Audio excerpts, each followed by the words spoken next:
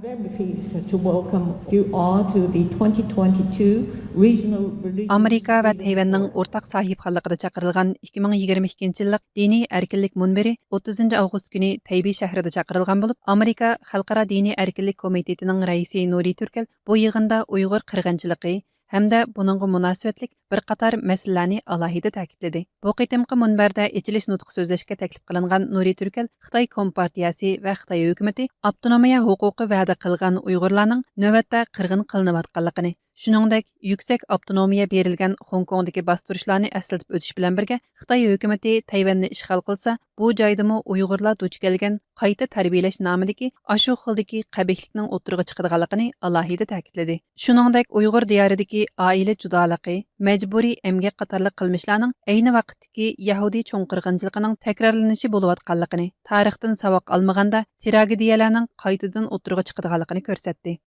The communist authorities have made it clear that Taiwan must understand what's happening to the Uyghur people.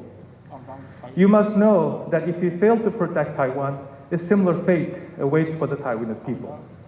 Of course, there can be no doubt that there is no situation that illustrates Chinese regime's intentions for the Taiwan and for the world than the ongoing genocide and crimes against humanity that are being carried out by the Chinese Communist Party.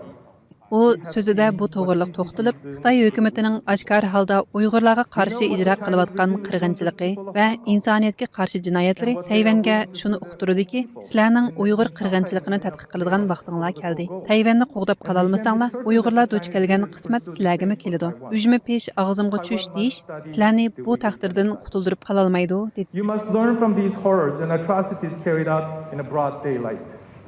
You must not wait and see, hope for the best or hope that you will be spared from. Yığında Tayvan prezidenti Tsai Ing-wen təbrik nutqi so'zlab, dini e'tiqod erkinligining eng aqalli kishilik haqlardan biri ekanligini ta'kidladi. We have seen authoritarian regimes repress this fundamental freedom on an ever greater scale.